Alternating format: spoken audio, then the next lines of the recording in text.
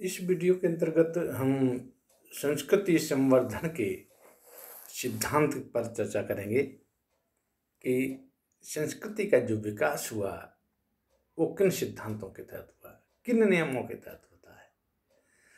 तो यहाँ विभिन्न मानव शास्त्रियों ने, समाज शास्त्रियों ने अपने सिद्धांतों के बारे में बात की है, क्योंकि हम जानते हैं कि कोई भी संस्कृति जड़ नहीं है, वरन स्थिर नहीं है। उसमें परिवर्तन एवं गतिशीलता जो है वो निरंतर हमें देखने को मिलती है। संस्कृति, जैसा कि हम जानते हैं कि मानव आवश्यकताओं की पूर्ति करती है, और आवश्यकताओं के जहाँ परिवर्तित होने एवं सामाजिक तथा प्राकृतिक पर्यावरण में जब परिवर्तन होता है तो इन परिवर्तनों के साथ एक सामंजस्य स्थापित करने के लिए संस्कृति में भी हमें परिवर्तन देखने को मिलते हैं। और इसीलिए संस्कृति के गठन एवं मूल्यों में जो समय के साथ साथ परिवर्तन होते रहते हैं। जो संस्कृतियां हम देखते हैं कि गतिशील नहीं है, परिवर्तनशील नहीं है, वे विघटन और मृत्यु को प्राप्त होती हैं, मृत्यु को प्राप्त हो जाती हैं, खत्म हो जाती हैं। मानव शास्त्रियों ने हम कहें कि प्रारंभ से ही सांस्कृतिक समानताओं तथा भिन्नता, संस्कृतियों के विकास एवं संवर्धन को जानने के लिए अनेक अध्ययन करते रहे हैं, शोध कार्य करते रहे हैं, और संस्कृति के विकास को स्पष्ट करने के लिए सामाजिक मानव शास्त्रियों ने अनेक सिद्धांत दिए,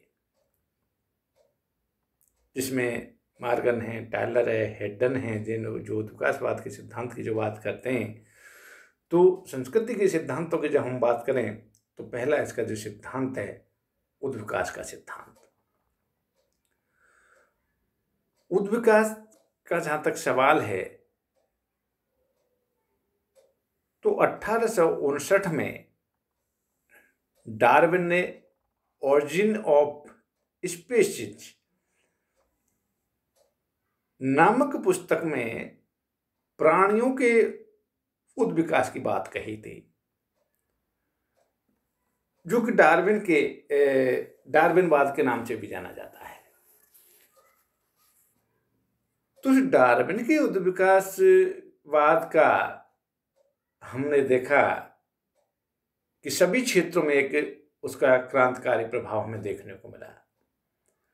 और जहां तक है सांस्कृतिक विकास का सिद्धांत भी उससे अछूता नहीं रहा। विभिन्न समाजशास्त्रियों ने, विभिन्न मानव शास्त्रियों ने उस उद्विकासवाद को भी यानी समाज पर लागू करके देखने का प्रयास किया।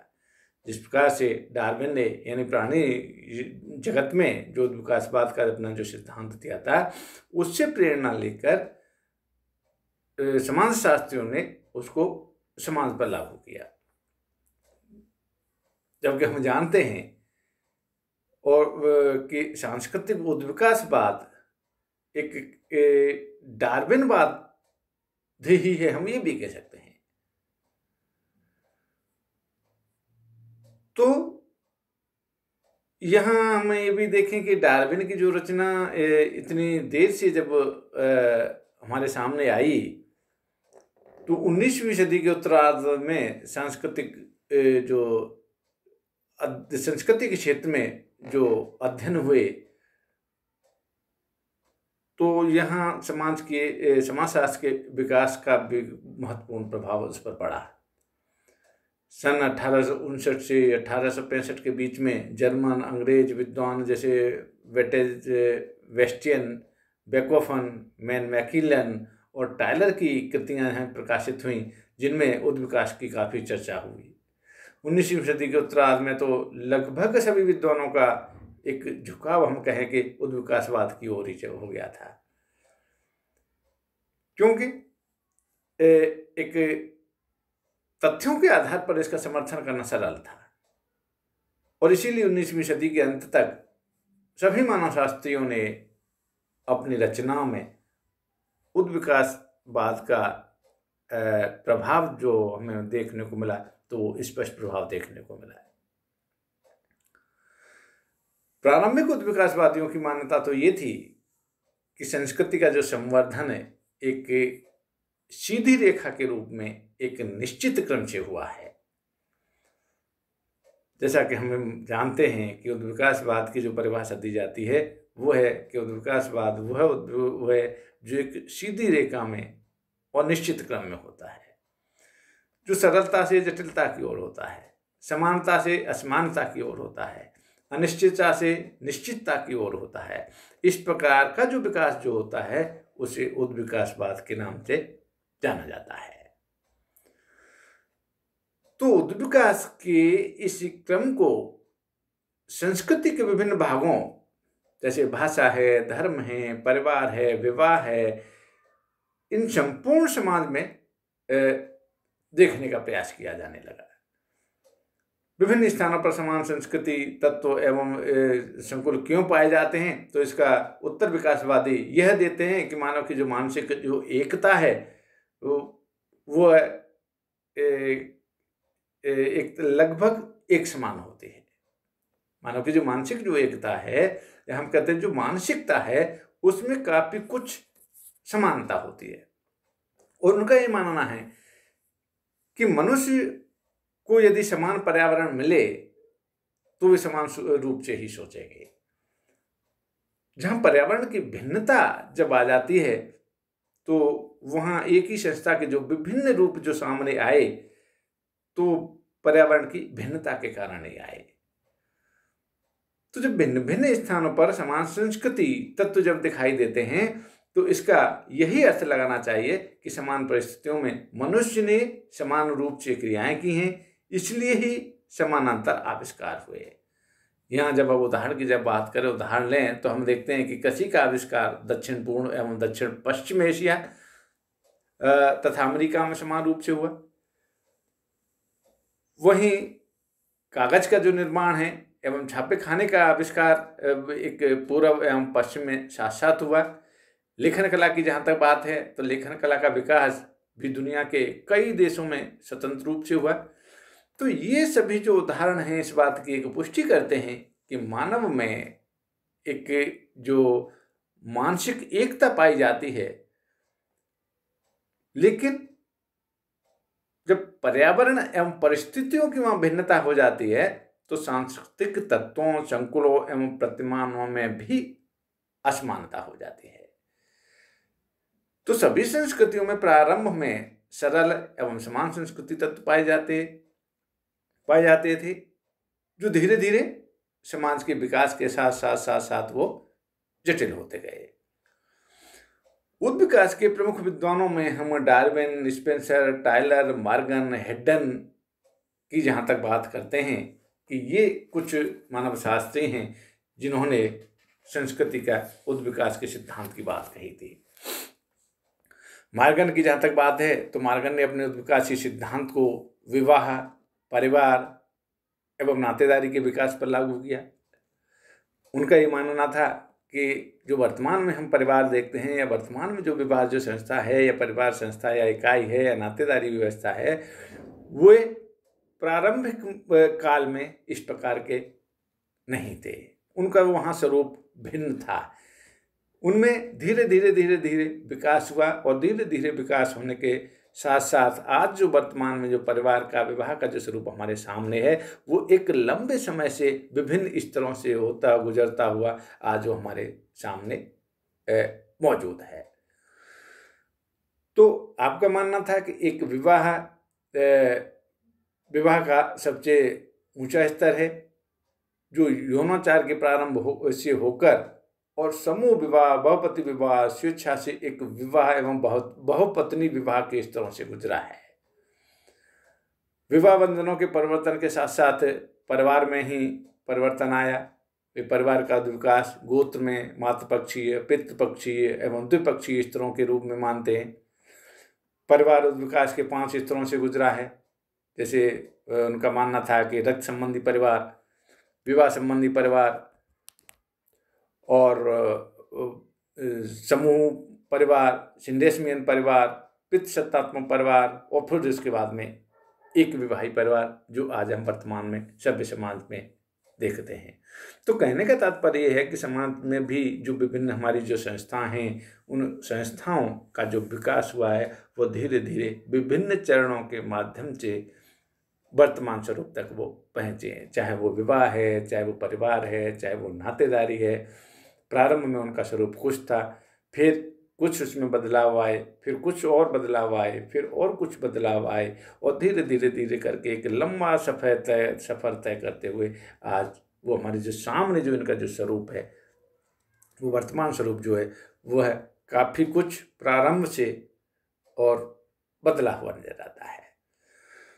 तो इस प्रकार से मार्गन कुछ इस पर समाज पे या संस्कृति पे लागू करके ये देखते हैं कि जिस प्रकार से एक प्राणी शास्त्री डार्विन ने जो अपना जो विकासवाद की जो बात कही थी, वही का वही उनकी जो धारणा को वो यह समाज पर लागू करते हैं। जहाँ तक हम टायलर की बात करें तो टायलर ने धर्म के क्षेत्र में विकास को लागू किया। उनका मानना था कि धर्म का जो विकास बहुदेववाद से फिर एक देववाद की ओर हुआ है। प्रारंभिक जो समाज में जो धर्म की जो स्थापना थी वो बहुदेववाद की थी, यानी लोगों के ऐसी मानना था कि हर एक क्रिया के जो भी प्रकृति में घटित होती हैं, उस हर एक क्रिया का देवता अलग अलग होता है। बहुत सारे देवता होते हैं, कोई वर्षा का देवता है, कोई हवा का देवता है, कोई सूरज का देवता है, कोई तो अनेक प्रकार के ये देवता हैं जो ये क्रियाओं को करते हैं। लेकिन धीरे धीरे फिर ये धारणा पैदा हो गई कि नहीं, सभी देवता अलग अलग ये देव नहीं है, देवता तो केवल एक है। तो इसकी ओर हुआ है। आदिम धर्म में जब हम आत्मावाद में विश्वास किया जाता था, साथ ही पूर्वजों की पूजा भी की जाती थी, तो अनेक देवी देवताओं की पूजा से ही आगे चलकर फिर क्या हुआ, एक ईश्वरवाद का विकास हुआ। तो कहने का तात्पर्य यहाँ वही है कि जो धर्म का भी जो विकास हुआ है या धर्म का जो वर्तमान स्वरूप है, वह भी विभिन्न स्तरों से होकर गुजरा है, विभिन्न स्वरूपों से होकर गुजरा है, और परिवर्तन की प्रक्रिया निरंतर चलती रही है, और वर्तमान का जो आज का जो स्वरूप है वो परिष्कृत हुआ है। तो वहीं हेडन की जहाँ तक बात करें तो हेडन ने उद्विकासवाद को एक कला पर लागू किया और कहा कि कला का जो विकास यथार्थवादी कला से संकेतवादी कला की ओर होता है। उनका मानना है कि एक जो कला है वो यथार्थवादी कला से संकेतवादी कला या रेखा चित्र की तरफ हुआ है। प्रारंभ में व्यक्ति पेड़, पशु, पक्षी एवं मानव के जो चित्र बनाता था, वह कुछ ऐसा प्रदर्शित करता था, वो कुछ ऐसा बनाता था जैसे कि वो दिखाई देते हैं। लेकिन धीरे धीरे क्या हुआ, धीरे धीरे उसमें विकास हुआ, उसमें बदलाव आए, उसमें परिवर्तन आए, तो उन्हें संकेतों एवं रेखाओं द्वारा चित्रित किया जाने लगा। तो ये भी एक क्या है, एक उसका धीरे धीरे विकास हुआ है।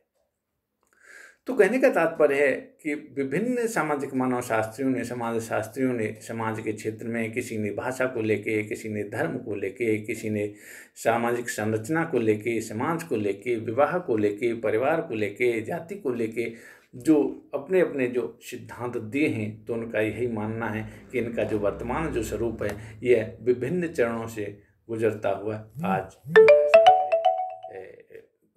प्रत्यक्ष है। तो ये उद्विकासवादियों का ऐसा मानना है। लेकिन इन उद्विकासवादियों की कुछ समाजशास्त्रियों ने, सामाजिक मानव शास्त्रियों ने आलोचना भी की, और आलोचना करते हुए वो कहते हैं कि उद्विकासवादी जो अपना जो मत व्यक्त करते हैं वह ठीक नहीं है, सही नहीं है। और पहली आलोचना के रूप में हम देखें तो उनका मानना है कि समान संस्कृति तत्वों की उत्पत्ति के समान कारण रहे हों यह आवश्यक नहीं है। मानव इतिहास इस बात का भी साक्षी है कि एक ही भौगोलिक पर्यावरण में भी भिन्न भिन्न प्रकार की संस्कृतियों का जन्म हुआ है। तो जो विकासवादियों की जो मान्यता है वो यहाँ पर गलत साबित हो जाती है। आलोचक ये भी कहते हैं कि बहुपत्नी विवाह का जन्म एक स्थान पर स्त्रियों की बहुलता के कारण हुआ हो तो वही दूसरे स्थान पर एक ऐश्वर्य एवं सामाजिक प्रतिष्ठा के कारण भी हो सकता है। ऐसा आवश्यक नहीं है कि समान परिस्थितियों के कारण ही बहुपत्नी विवाह का जन्म हुआ हो। तो ये बातों से वो कह सकते हैं हम दृष्टांत देके वो उद्विकासवाद की मत की आलोचना करते हैं। दूसरी आलोचना के रूप में हम यहाँ देखते हैं कि उद्विकासवादी जो ये मानते हैं कि समाज और संस्कृतियाँ कुछ निश्चित स्तरों से होकर गुजरती हैं या गुजरी हैं या उनका जो विकास हुआ एक निश्चित स्तरों से होकर भी गुजरा है, ये भी बात स्वीकार्य नहीं है। क्योंकि उनका मानना है कि आर्थिक विकास के क्रम में सभी समाज शिकारी अवस्था में या पशुपालन कृषि एवं प्रौद्योगिक अवस्था से गुजरे हों, ये कोई आवश्यक नहीं है। क्रम बीच में टूट भी सकता है और दो या दो से अधिक स्तर एक साथ भी चल सकते हैं। तो यहाँ इस बात को लेकर भी वो आलोचना करते हैं कि जिस प्रकार से वो क्रम की बात करते हैं कि पहले से दूसरे क्रम में, दूसरे से तीसरे क्रम में, तीसरे से चौथे क्रम में, इस प्रकार से जो विकास हुआ है ऐसा संभव नहीं है। कभी कभी ऐसा भी हो सकता है कि दो क्रम एक साथ भी चल सकते हैं और कभी कभी जो तीसरा क्रम बता रहे हैं वो पहले क्रम पर भी हो सकता है। और उनका मानना है कि अमेरिका की कई जनजातियाँ जो कृषि करती हैं कभी भी चरवाहा एवं पशु चारणावस्था में नहीं रही है, जबकि विकासवादी इसकी बारे में अपना भिन्न मत रखते हैं। और भारत में भी कई ऐसी जनजातियां हैं जो जंगलों में शिकार या पशुचारण करती थीं, अब उद्योगों में लगी हुई हैं और उन्होंने कभी कृषि कार्य किया ही नहीं है। तो कहने का तात्पर्य ये है कि हर जो विकास है, हर स्तर पर जो विकास हुआ है वो आवश्यक नहीं है कि निश्चित चरणों के माध्यम से ही हुआ हो। ये कहकर आलोचक जो हैं उद्विकासवाद की आलोचना करते हैं। एक तीसरे रूप में हम आलोचना की यहाँ बात करें, देखें तो उद्विकासवादियों की जो अध्ययन पद्धति है वह दोषपूर्ण है। क्योंकि इसका ये कारण है कि सभी उद्विकासवादी जहाँ तक है आर्म चेयर वैज्ञानिक के रूप में उन्होंने काम किया है। जिन्होंने कभी क्षेत्र में जाकर कार्य नहीं किया, जिन्होंने कभी मतलब किसी भी क्षेत्र में जाके प्रत्यक्ष नहीं हुए, उन्होंने देखा नहीं, अनुभव नहीं किया, वो एक जगह बैठकर और अपनी कल्पनाओं के तहत ही उन्होंने अपने सिद्धांत की अवधारणा का विकास कर दिया। तो इनके अधिकांश निष्कर्ष जो हैं वो यात्रियों एवं मिशनरियों द्वारा दी गई सूचनाओं पर जो आधारित हैं, तो इन्होंने कभी भी इन सूचनाओं की जांच करने का कभी प्रयास भी नहीं किया है। उद्विकासवादी अपने मत को प्रतिपादित करने में इतने अतिवादी हो चुके हैं कि जहां कहीं भी ये सांस्कृतिक तत्वों की समानता पाते हैं वे उनके विकास को क्रम को दर्शाने लग जाते हैं। तो ये भी एक इन्होंने इसकी कमियां बताई है कि उद्विकासवादी जो है कि एक आर्मचेयर वैज्ञानिक थे, और आर्मचेयर वैज्ञानिक जैसा कि हम जानते हैं एक जगह बैठ के कहीं क्षेत्र में जाना नहीं है, कहीं भौगोलिक उसकी क्षेत्रों की सीमाओं का अध्ययन नहीं करना, उन संस्कृतियों का अध्ययन नहीं करना, और जहाँ से भी उनको जो तथ्य मिले, जो आंकड़े मिले, जो जानकारियाँ मिली, उसके आधार पर उन्होंने अपना सिद्धांत विकसित कर लिया। तो ये भी हम कहें कि इस सिद्धांत की बहुत बड़ी कमजोरी है। अगले आलोचना के रूप में हम देखते हैं कि उद्विकासवादियों ने जहाँ तक है प्रसार के सिद्धांत को अस्वीकार कर दिया। वो प्रसार के सिद्धांत को बिल्कुल नहीं मानते। जैसा कि हम जानते हैं कि संस्कृति सीखी जाती है और ये भिन्न भिन्न संस्कृति के लोग जब संपर्क में आते हैं तो वे परस्पर आदान प्रदान करते हैं। जिसके परिणाम स्वरूप क्या होता है, संस्कृति का प्रसार होता है, वो दूर दूर तक फैल जाती है। लेकिन इस बात को उद्विकासवादी जो हैं वह इसको अस्वीकार कर देते हैं। तो ये भी एक इसका इनका उद्विकासवादियों का बहुत बड़ी कमजोरी है कि वो इस प्रचार को नहीं मानते हैं।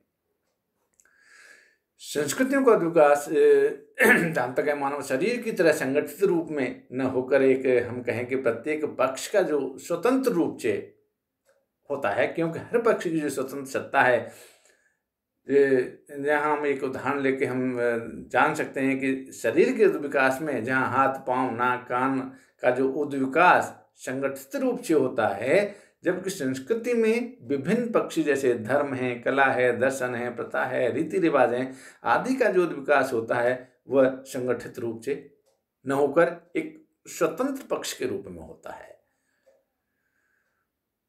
तो इस आधार पर भी उद्विकासवादियों की यहाँ आलोचना की जाती है। तो हम ये कह सकते हैं कि उद्विकास का जो सिद्धांत है वो यानी इन बातों पर खरा नहीं उतरता है, और इनका खंडन करते हुए ही एक नए सिद्धांत की जो नींव रखी गई वो था नव उद्विकासवाद। इसे हम अगले वीडियो में देखेंगे। आज इस वीडियो में यहीं तक। धन्यवाद।